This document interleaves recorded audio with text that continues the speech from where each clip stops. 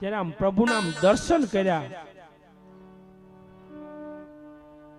પ્રભુના દર્શન કર્યા, બધો પરિશ્રમ, બધો થાક ભૂલાઈ ગયો.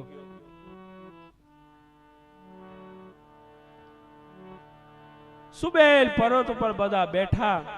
આ બાજુ લંકામાં રાવણે પોતાના મંત્રીઓને બોલાવીને કહ્યું, શું થયું પ્રથમ દિવસે?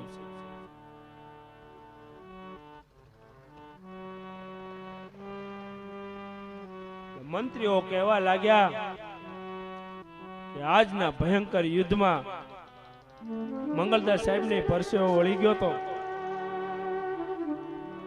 એવું ભયંકર યુદ્ધ થયું ને એમાં આપણા અનેક રાક્ષસો મરાયા છે.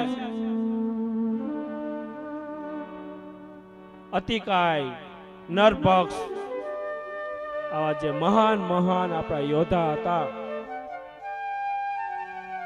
એ મરાણા છે.